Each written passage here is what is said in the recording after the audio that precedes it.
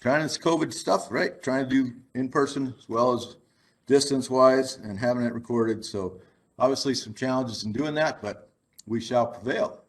And prevailing maybe is a good theme for today as we talk about drought. So again, my name is Jeff Mosley. I'm the Extension Range Management Specialist for the state, and just want to visit with you a little bit about grazing decisions. So we've got a couple of plant related talks. I'm going to talk about range and grazing management. Hayes Goosey, our Extension Forage Specialist, can talk a little bit about alternate forages, maybe to supplement rangeline grazing, and then sandwiched in between, we've got our two extension beef cattle specialists to talk about nutrition and reproduction. So, all right, now cross your fingers that this all goes well. So, one of the things, this is not your first rodeo, it's not your first drought, and one of the things, you learn right away is that drought doesn't hit everybody evenly. So even looking at all those maps, you can tell there's, across the eastern part of the state, there are a lot of differences. But even within a ranch or within a grazing allotment, there are differences, right? And so as you start to think about how you might need to adjust your management because of the drought, I think you got to think a little bit more fine-tuned, and you got to try to assess the drought impact, from pasture to pasture, maybe even portions of pastures, okay? And so this slide's just trying to get you thinking a little bit about some of the things that you might be thinking about.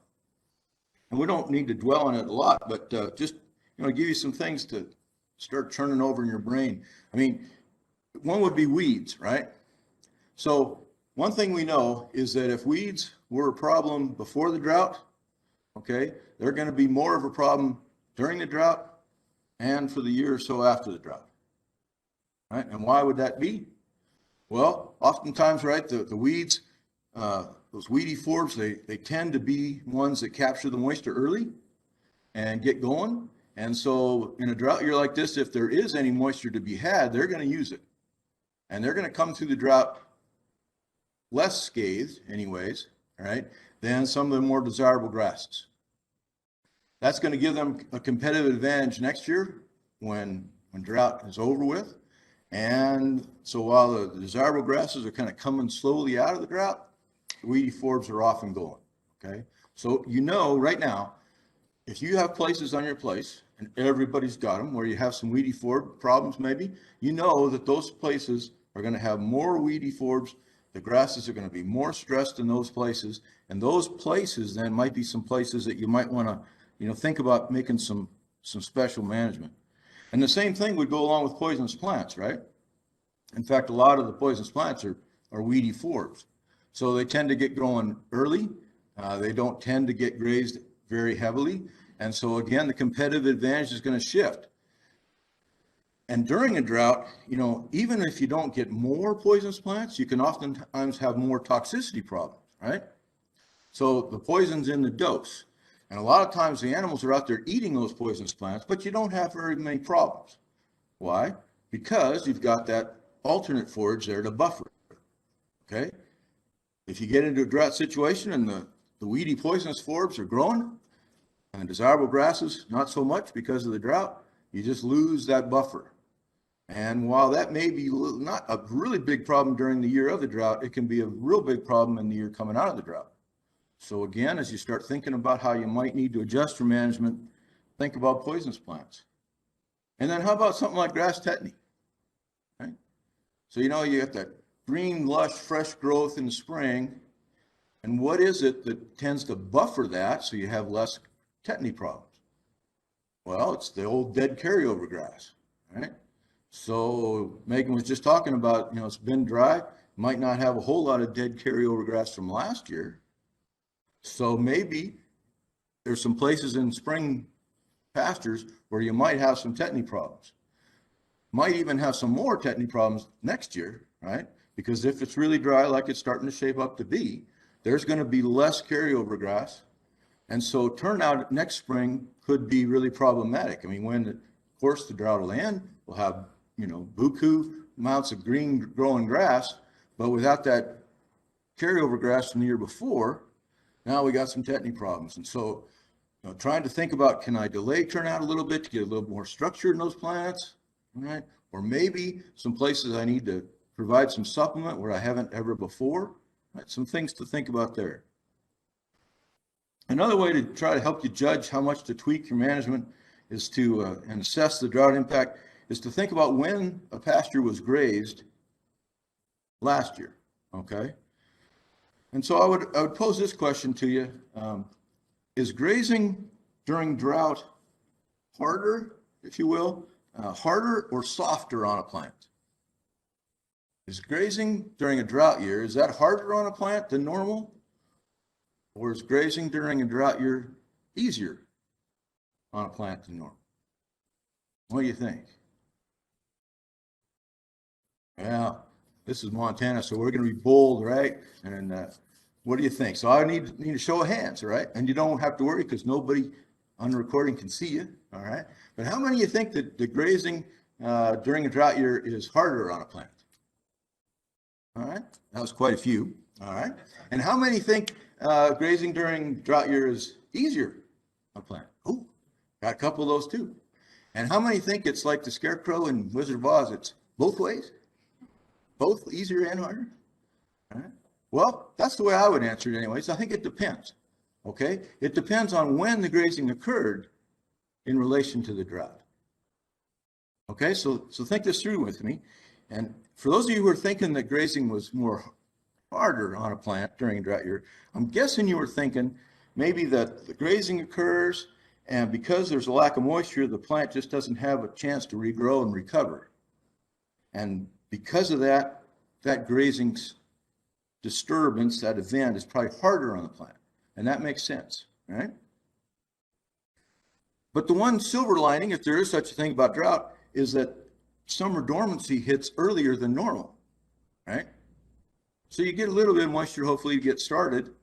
But then summer dormancy hits, it starts getting hot and dry, and the drought hits, and so the plants go dormant. Now, grazing during dormancy, that's not too hard on a plant. It's pretty easy on a plant. Right? Just like winter grazing when the plants are dormant, you can use them a little heavier, all right? So one of the silver linings of drought is that more of the grazing season is going to happen when the plants are dormant. So if the grazing occurs during that time, that's relatively easy on a plant. So as you start to think about how you might need to adjust your management, especially next year coming out of the drought, or maybe last year or this year based on last year's growth, it depends on when the place was grazed and when in relation to when moisture came or didn't come. So those areas that got grazed probably early and then did not have a chance to recover, those would be places that I probably need to treat a little special. Think about tweaking my management. Those places, though, that because of the drought, they got grazed when the plants were already dormant, shoot, actually, that's easier than normal, right? And maybe those places I don't need to get too heavily concerned about, right? And then the other thing to think about is just how heavily were the plants in this piece of the pasture or this allotment, how heavily have the plants been grazed over time in previous years, right? Because this is one of the real payoffs for good, appropriate, proper grazing management, is that when they're used properly in previous years, when you hit a drought year, those plants are healthier, right? They're better able to handle that stress. And yet, everybody knows we all got places, right, where, everybody's got a place or two that, I know that those plants aren't quite as healthy as I'd like.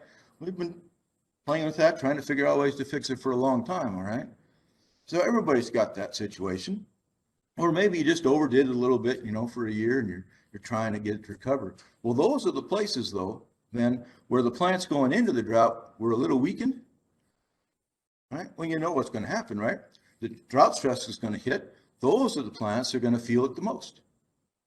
So those places that you already have, that you're worried about, and always been thinking about, where the plants have been grazed a little heavier than they may have liked, may not have had quite enough recovery, all right? Those are the places that are a little stressed. That's where the stress is going to show up most. And, be it this summer or next summer, and those are the places I'd be thinking about, okay? So you need to kind of assess your place, and everybody's place is different.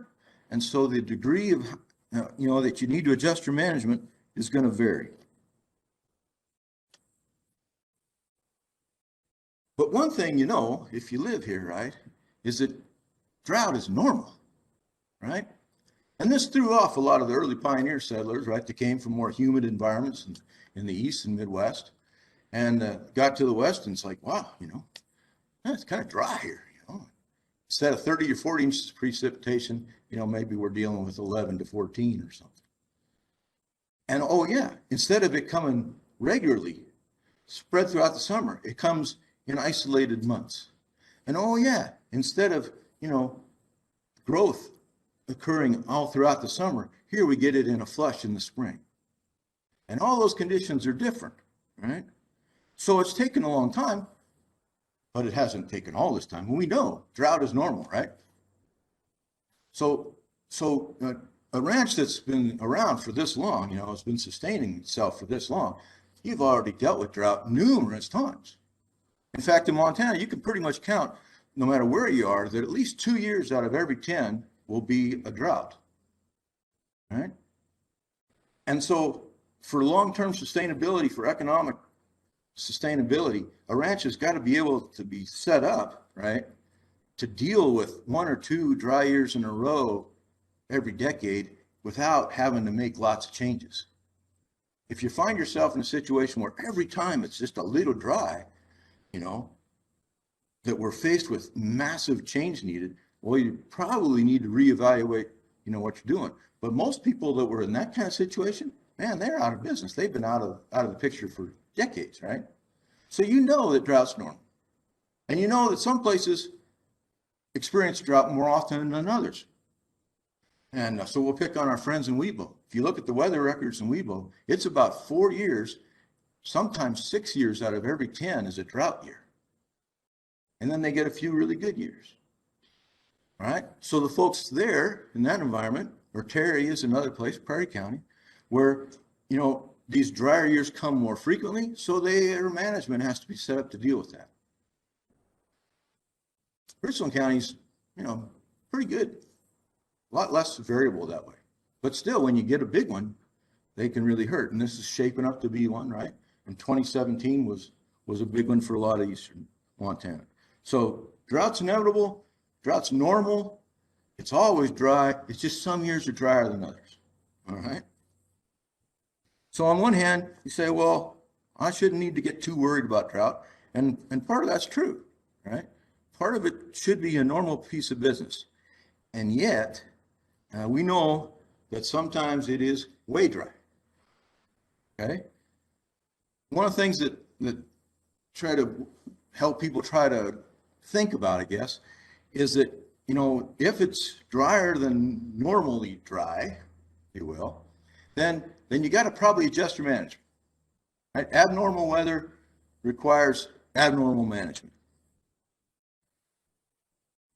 Let that sink in. Okay. So I should not expect to do what I always do when the weather changes. So if I'm in a slightly dry year, I probably need to adjust my management slightly. If I'm in a pretty darn significant dry year, I need to probably adjust my management significantly. And if all heck breaks loose and it's super, super dry, I probably need, a pretty major shift. Right? So I tend to like these numbers here where, I've got my normal plan, my plan A, right? And if it turns out about 15% drier than normal, I've got an idea of what I'm going to do. I've got my plan B all kind of thought out and maybe even written down. And then 25% drier than normal. Okay, now we're talking a little more significant changes, and maybe I got a plan C. And if it gets to be, 35% or more, I'm in some pretty darn dramatic changes. What I would like to suggest to you is that some of the more successful ranches I know, they've got these plans and they've got them written out. And they do this planning and thinking and brainstorming when they're not in the throes of drought, so that when the drought conditions hit, they're better able to adjust. And one of the things I think is most everybody's found is that, things that might be options at one point can be truly options. But if you're in the dire stretches of significant drought in mid to late summer, a lot of things that maybe would have been options, they're not options anymore. So I would just encourage you to think about adopting this kind of approach where, I mean, you do this every day, right? I mean, you start out every day, I got a plan, this is what I'm going to do. And invariably within about 15 minutes, right? Something happens, it changes. You're on to plan B. You're used to adjusting all the time.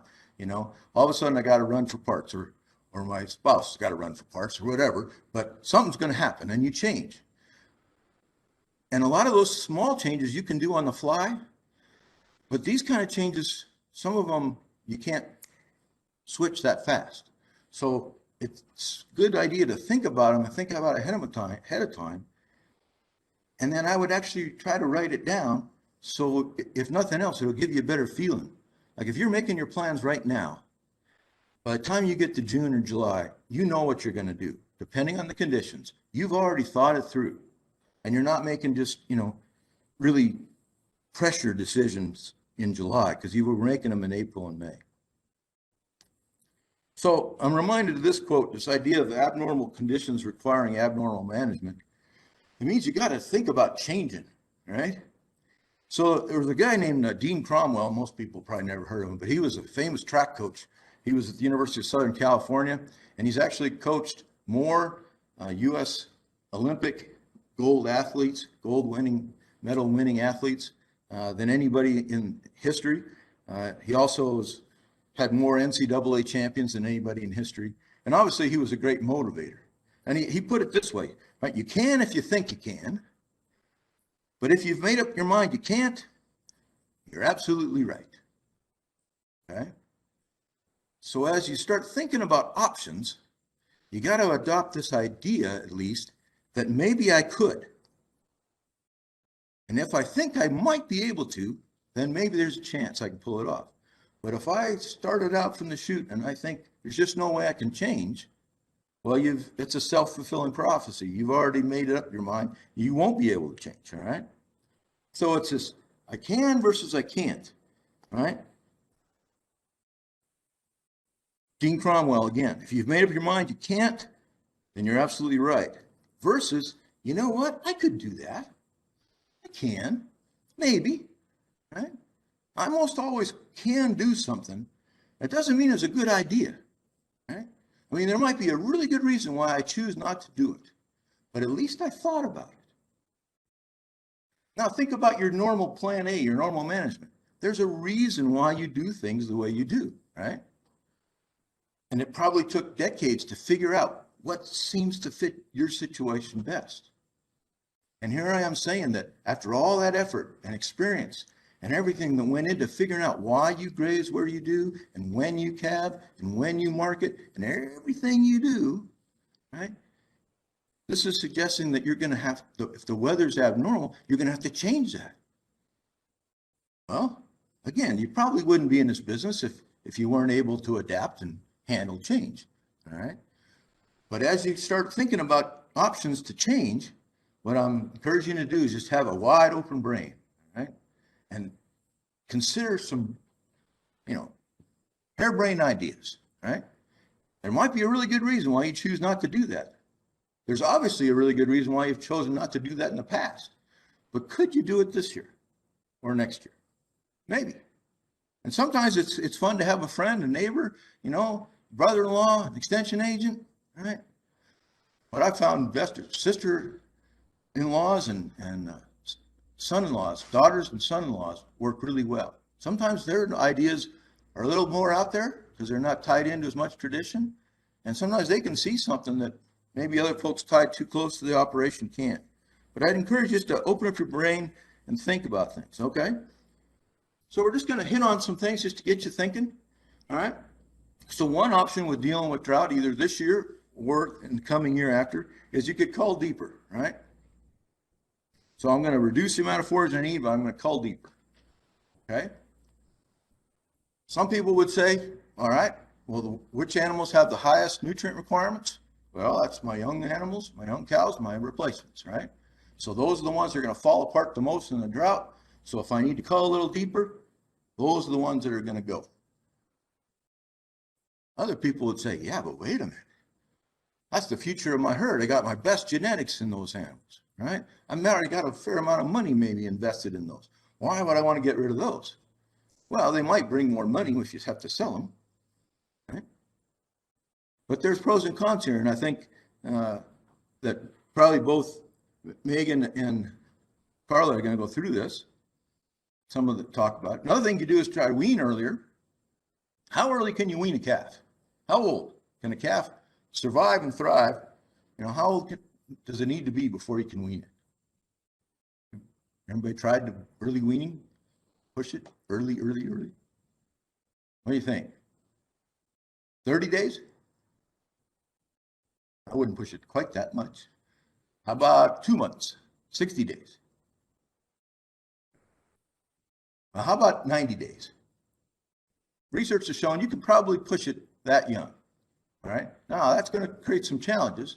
No matter if you wean early, it's going to create some challenges, right? But you can do it pretty darn early if you need to. And I'm sure that Carla and Megan are going to talk about that. One thing I just would suggest to you is that, you know, if you're going to wean early, you got to figure out where you're going to put them. You got to figure out who's going to take them or where you're going to put them. And just remember that trying to confine, you know, really young calves is kind of like they're goats, right? A lot of people don't have the wherewithal, the corrals and stuff set up to be able to hold really young calves. Something to think about. What about, could I sell my calves or my cull cows earlier than normal, right? And I know Megan and Carla will visit on the effects of this on the cow, right, and the calf. But certainly, you know, if I was to be able to just move them a little bit earlier, I could reduce the forage demand, right? If I get the calf off the cow's demands go way down, right? So that cow might be able to rough itself out a lot easier if I can get the calf off sooner, right? And extend my forage that way.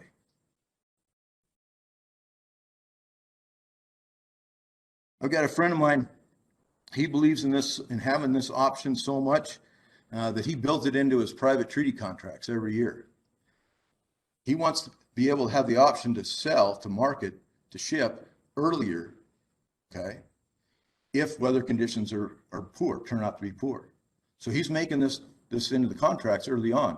And he says, I'm willing to accept, I don't know, a nickel less if I have the luxury of deciding that instead of shipping November 1, I want to ship October 1. Right? And he builds that into a contract. Now, would every buyer do that? Probably not. But there are some that would. And just kind of something to think about. Again, trying to think about things that are different, right? Okay, this is probably for most of the males in the room, at least according to my wife, this is our favorite. You know, this is the male avoidance strategy. What are we going to do? We're just going to graze somewhere else. Right? We're out of grass, so we're going to go somewhere else. Maybe, right? So what could you do? Start thinking about things. Well, I could maybe lease some pasture. Well, maybe. But have you ever tried to lease pasture when in a normal year? And it's not like there's this excess amount of free grass out there just waiting. So maybe, and it's more difficult in a drought year, right? Because a lot of people are looking for grass.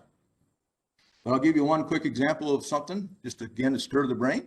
Right behind our house, we live between Wilsall and Ringling, so between Livingston and White Sulphur. And right behind our house, there's a CRP field. And the guy who owns that CRP field doesn't have any cows, but the next door neighbor does. So a couple years ago, a neighbor with the cows, he could tell this is shaping up to be a dry year. He said, you know, I'm pretty sure if it keeps going like this, Secretary of Agriculture is going to authorize emergency grazing and haying on that CRP field. So the one neighbor goes to the other and says, hey, if we get into that and Secretary of Agriculture says that, you know, you can open that up for me to graze, I'm your guy. And they made a deal months ahead of that. Sure enough, it was dry. Declaration came out from Secretary of Agriculture, said, yep, you can graze and hay that. The one neighbor got to start grazing on it, and the phone starts ringing for the other neighbor. Hey, can I graze that field? Oh, sorry, it's already spoken for. Oh, darn it. Did he call last week? No, he actually called about 3 months ago. Right? So sometimes options that are options are there if you think ahead and try to anticipate. Can I graze annual forage crops? We got the forage specialist here. Hayes Goosey's going to talk about that one. Can I use tame pasture? Maybe you've got some tame pasture. Maybe you have some crested wheatgrass or Russian wild rye. Well, this is a time if you're in the, if you've got reduced forage and you're in the throes of drought or coming out of one, use those heavier. Those plants have been selected. They've been bred. They can handle heavier use than the native. So when push comes to shove, you're much better off, wiser to put the pressure on those plants that could take it better, the ones that are the tame pasture, improved pasture, and try to go as easy as you can on the native. So that's one of the benefits. That's one of the reasons for having those tame pastures. And the next one, get you thinking a little bit, can I graze this year where grazing was light during the drought? Okay, so let's say we're coming out of the drought next year, and I'm thinking about adjusting things, and you want me to think about where grazing was light in 21, you want me to graze there in 22. Or if things were dry for you in 20, you want me to try to graze in 21 where grazing was light in 20. Mosley, what are you thinking? There's a drought. Every place got hit hard. I don't have any places where it was grazed light, right? That may very well be true. But what tends to happen in drought, right? A lot of times the water sources dry up. Sometimes, this area of the pasture might normally get grazed. And maybe because it's near water, it might even get grazed heavier than you'd like. But, last year, that thing didn't hold any water. There weren't any cows in there within a half a mile. Aha! There's an opportunity now maybe to put some pressure grazing in the subsequent year, take advantage of the fact it was grazed lighter. There could be lots of reasons why grazing patterns in a drought year are different, they're abnormal than your normal management. And so coming out of a drought, think about, are there options to go where you don't normally go?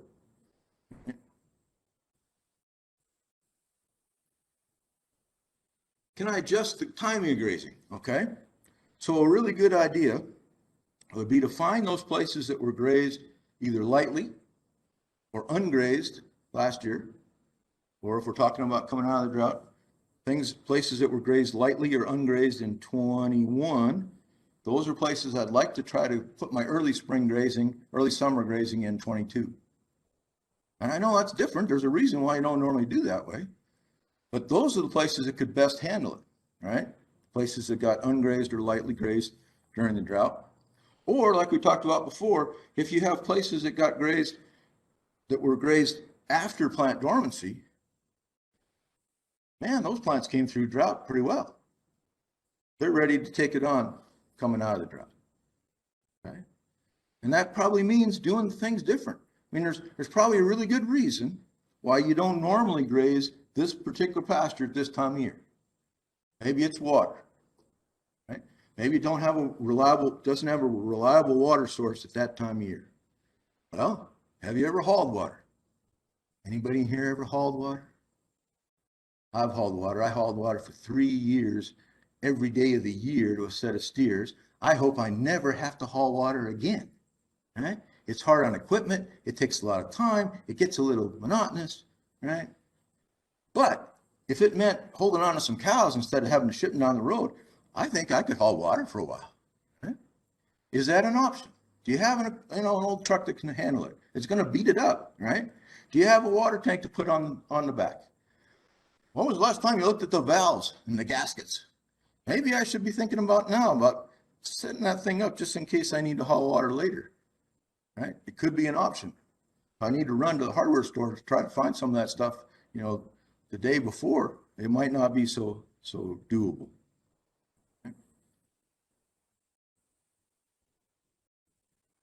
And then the same idea, can I try to shift my timing of grazing to those areas that I'm going to go graze late? I'm going to try to hold off on those places that got grazed early during the drought when they probably didn't have a chance to recover and probably got hit hard. Okay. And if you're set up, fortunately, that you have a rest pasture that you don't traditionally use every year, this is another time when that's really going to pay off. It's okay to use it, right? The book says so. It's okay to use it in times of stress, in times of drought. That's one of the benefits of having one. Some people get all tied up and they just, oh, it's supposed to be rested. Well, again, those plants can take it because they were rested and they've been taken care of in the past because they were in some kind of rotational program. It's okay, by all means, put some pressure there and lighten up the use in other places. And one to think about is can I delay turnout? Now, this is a good idea any year, right? You've all heard the idea that letting the grass get ahead of the cows, right? And if the plants have a chance to get growing and they're putting up their, their solar panels and they're sucking in that light and they're really growing efficiently, they're replenishing the reserves and the roots that they use to get growing, right? Now also those plants are photosynthesizing. They're actually exuding sugars down through their roots, down into the soil microbes, okay? Everything's going gangbusters, right? The longer you can turn out, the more all those good things happen. Of course, you got to balance that with the fact that you're out of hay, or you never had any hay to begin with, or you're just tired of feeding hay, whatever, right? But the longer you can delay turnout, the better. And some people say, well, we're going to delay turnout in order to have the benefits. We got to delay it all the way till seed set. Seed maturity, so July 1, July 15th, something like that. Well, goodness gracious. That's pretty darn tough, right? But did you know that almost all the benefit you get by delaying turnout is reached by the soft dough stage, okay? So just a couple of weeks can make a really big difference. And that's not going to be an option all the time, but in some cases, if you had some improved pasture to hit hard, to delay turnout on the native range, to little longer, right? Some cases, maybe using up some old hay stocks. Maybe, God forbid, you need maybe buy some hay. You got to try to balance that because you might, by waiting just an extra week or two, you might be able to graze a whole lot longer than if you had to turn out early. A couple things about the effects of drought, okay? Usually when the moisture returns, forage production bounces right back, okay? Usually by the first year, sometimes if it's really tough times or really a place that was in bad shape going into the drought, it might take 2 or 3 years, okay? But usually it's going to come right back, okay? But remember that the standing forage coming back is going to be less. Okay, so let's just think about it. If things are shaping up the way they are for 21, what I'm saying is that in 22, when the moisture comes back, those plants are going to recover really well. They'll recover really fast. Okay, and in most cases, the current year's forage production in 22 will be just like normal. But total available forage will not, because the total standing forage is comprised at any one point in time, right, of current year's growth plus the dead carryover grass. So you're coming out of a drought, say in 21, means there's less carryover grass present in 22. Right, assuming that we don't get a whole bunch of rain in May and June, or we don't get enough, we know there's a really good chance right now that we're going to have less carryover grass going into 22. I mean, I can say that pretty, I'm glad to be able to say it, but I think it's pretty true, right? We know right now, and certainly we'll know by July 1, we'll know that we have less carryover grass going into 22. That means we got less total forage in 22, even if the plants come back perfectly in 22 for current years. I probably need to be thinking about that, right? And then if I think about the mulch, the litter, right? Well, where does that stuff come from, right? So it grows, right? Whatever doesn't get grazed or hailed off, right? It's going to fall on the ground. Okay, well, excuse me. It's going to be standing there the next year, standing dead. And if it doesn't get grazed or hailed down, then it's going to be on the ground in year 3. So that mulch is at least 2.5, 3 years old. So it's got to grow one year, it's got to stand there dead next year, and it's got to fall on the ground. So you know, coming out of the drought, say in spring of 22, you know that you're going to have less mulch, and you know you're going to have less mulch for 2 or 3 years. Is mulch important? Yeah, certainly if you got steep slopes, it's going to slow the water down, it's going to hold the soil in place, right? It has all kinds of other benefits as well. So you probably need to be thinking then, bottom line, that even when you come out of the drought, it doesn't necessarily mean you can rev stocking rate right back up. Current year's forage production, yeah. But you've got to remember about the dead carryover grass and the mulch. And you know that right now. So trying to make some plans of how I'm going to adapt to that now is a whole lot better than waiting a year or two down the road.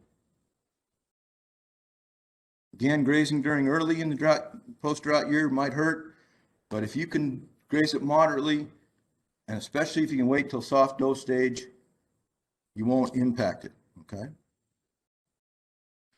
All right, I want to finish up going through a little exercise here, and first begin by stating the obvious, right? That if you knew, I mean, when you're trying to make these decisions about how you're going to graze either this summer or maybe next summer after the drought, it sure would be a lot easier if you knew how much rain you were going to have, right? Or more specifically, it should be good if you knew how much forage you were going to have. Duh, right? Okay. And I suppose if we all knew that, we'd probably be a lot wealthier than we are right now, all right? So the question becomes, is there any way to make an educated guess? Yeah, and that's what I want to try to show you, okay? So the first thing is that in our part of the world, I'm sure you probably heard this, but by the time you get to July 1, you pretty much got what you're going to get, okay? About 90% of the forage that you're going to have in summer, say of summer 21, you're going to have by July 1. You can look at it, you know, okay, boy, it's short. I got to make some changes. I got to do something. That much is a given. And that's not a bad time, okay, July 1. It coincides pretty close with when USDA comes out with its corn report every year. And at that time, you know, corn's supposed to be knee high by the 4th of July in the Midwest. So they know about right around the 4th of July, July 1st, they can make pretty firm guesstimates about the corn crop, which then affects the corn price, which then affects feedlot profitability, which affects calf prices, right? So at least by July 1, you should be able to make some pretty good firm decisions about what to do in terms of weaning early or culling early or et cetera, right? But July 1 is pretty late. I mean, by the time you wait till July 1, most everybody's figured out it's really dry. I'm short of grass, right? And so your options aren't that great. So I want to show you fairly quickly here 3 different ways that you can keep track and figure out how much forage you probably have and how you can manage this in terms of risk, okay? 3 different ways. And if you have the handout, and for those of you playing along at home, contact us, contact Tim or any one of us, and we'll send it your way. But I'm going to show you here as we go a little bit in the slides.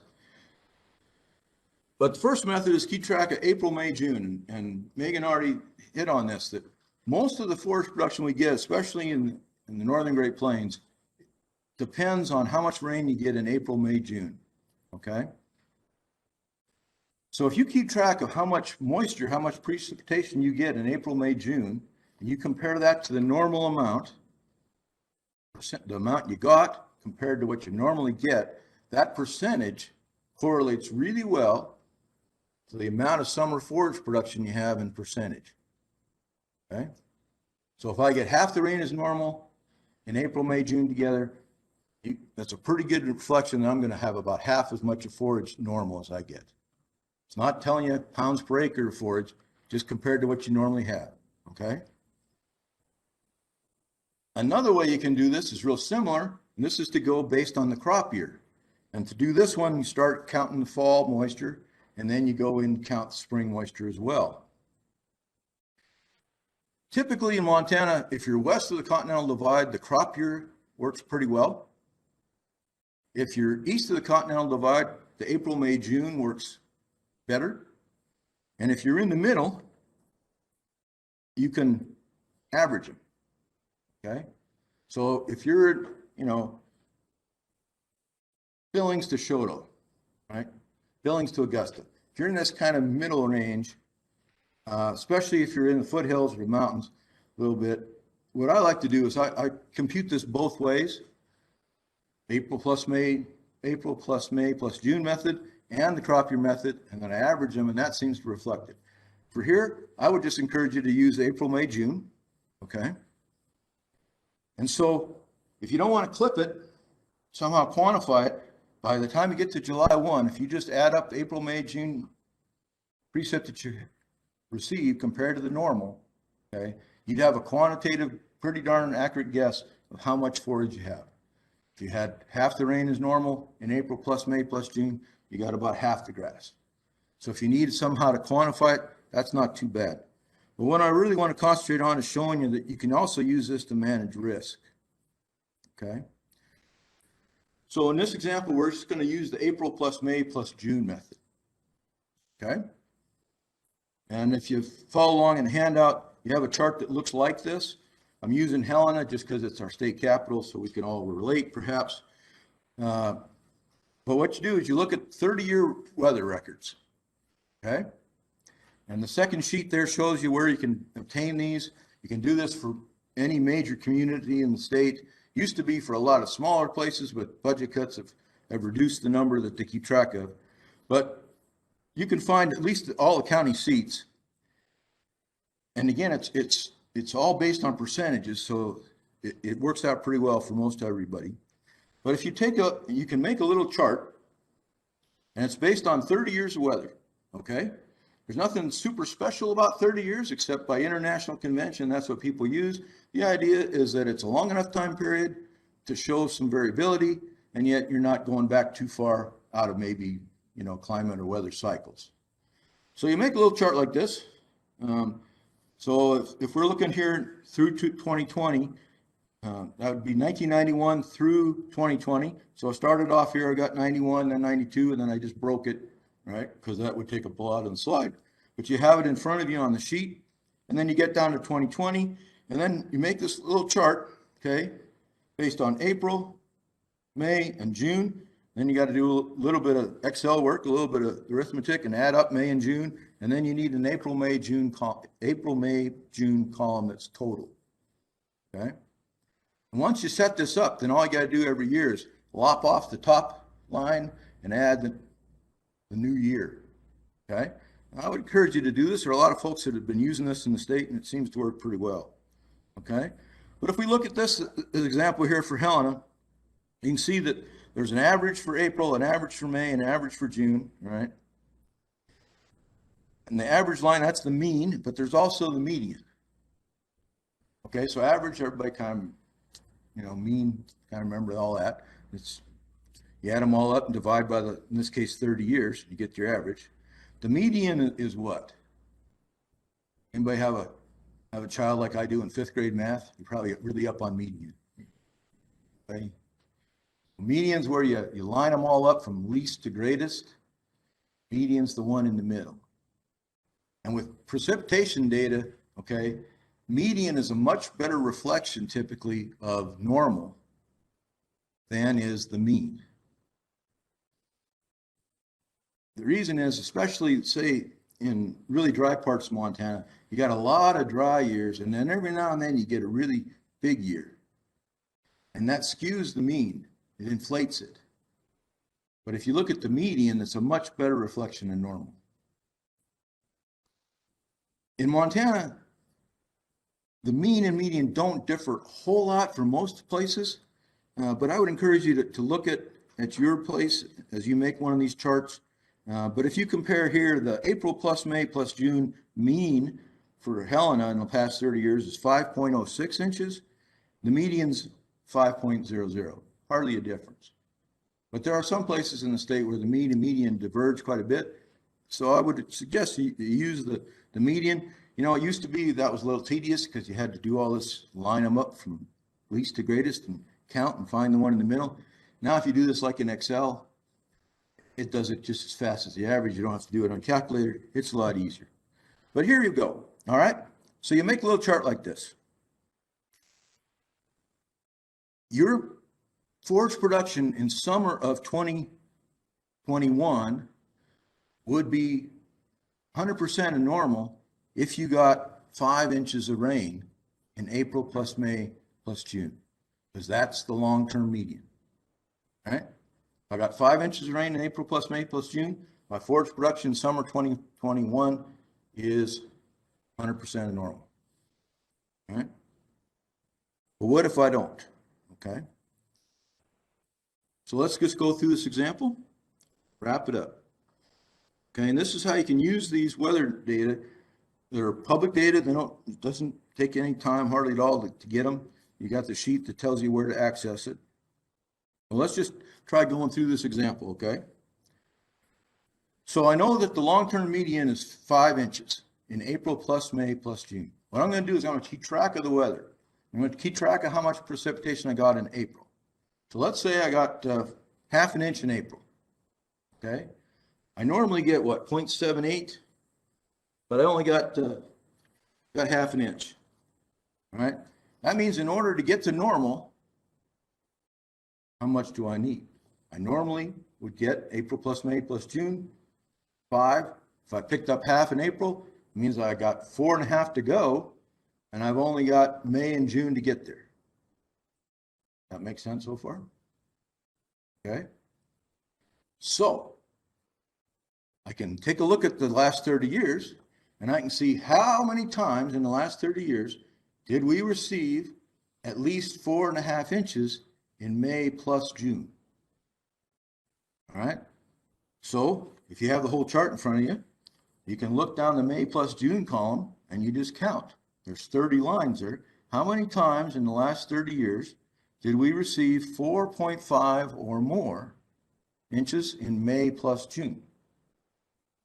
Well, if I counted right, which is, I've done this enough to know that's a big if, but if I did it right, there's 12 times that's happened in Helena. Okay? So 12 times out of the last 30 years, I did receive 4.5 or more inches in May plus June. 12 times out of 30 times, do the math, hopefully that's 40%. So I know May 1, there's a 40% chance that by the time summer comes, July 1, everything will be just fine. You also know there's a 60% chance you're going to be short. And you know that May 1. Almost today, right? But you're not ready to give up the ship, right? Maybe I'm starting to think about my plan B's and C's, my drought plans, but I'm going to keep the faith. I'm going to watch the rain in May. And let's say we go through May and I get another 1.5 inches. So now April plus May, I got 2. My long-term median for April plus May plus June is 5. 5 minus 2, that means I got 3 inches to make up, and I got the month of June to do it. Tracking so far? How many times have I ever received 3 inches of rain in the month of June? By golly, yes. 8 times in the last 30 years. Therefore, there's a 27% chance, and I know this, June 1, there's a 27% chance that everything's going to be just fine. Some of the rest of you might be concentrating on the flip side. That means there's a 73% chance I'm going to be short. You decide. Is that the situation where you might want to kick in parts of plan B or C? All right. And it's just the only way that I know to help you manage risk and assess it in a quantitative way. It's not absolutely perfect. There are other things that affect forage growth, temperature, wind, right, evaporation. But this method's been around a long, long time. The actual predicting forage production deal was first worked out in the 1960s, the early 1960s. First time I know it was published was 1962. And we've been using this risk management thing, well, for at least 27 years that I know. So it's been around a long time. It works. A lot of people have been using it. And again, it's the only way I know to help you decide how much of a change you might need to make. And it gives you a way to anticipate things. And all you got to do is pay attention to the rain gauge. Okay? All right. Well, now Megan and then Carla, I think, and then Hayes, they're going to tell you the real information about how to handle your cows and how to handle your grass. So, yes, sir.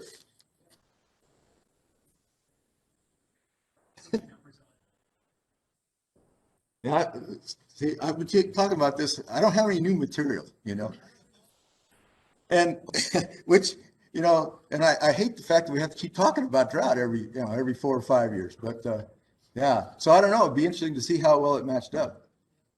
But, yes, yeah, I've noticed that. I think the median in Sydney is like 6 something, right, for April plus May plus June.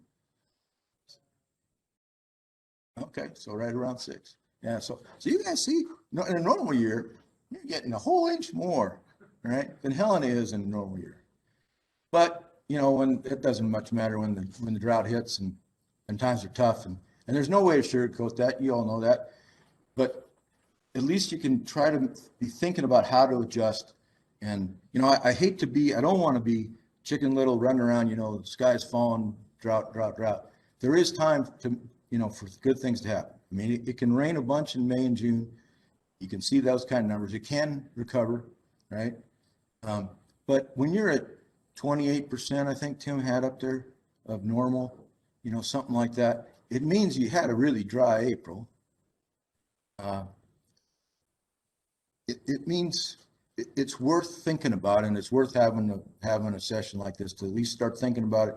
And I would encourage you to sit down with your family and coworkers and such, and start thinking about those alternatives. Because if you do that now, I think there are some alternatives. I'll end with one quick story. This was in 2017. Many of you lived through that and remember how bad it was. That was a 1-year flash drought. May 23rd, 2017, I was in Terry, and we were doing a workshop, where I remember it. And beforehand, I was visiting with the local brand inspector. And he told me, he said he'd already helped some people ship 2 different ranches, ship all their cows, sold all their cows. I was talking to him on May 23rd, and I just think about that a little bit. How long does it take to make that decision, line up the trucks, gather those cows, right? Ship them. I mean, they had to make that decision at least 2 weeks, right? Earlier than that. And they had them all sold and ready to go. They were making decisions on the 1st of May or so. And I was back in Terry in the latter part of June, early July, and there were still folks who hadn't made any adjustments, hadn't made any decisions. And those options that were there maybe in May, they were long gone by July. So I would just encourage you to think some of this through and plan ahead, and you'll get through it, and you do all the time, and hope for better things next year.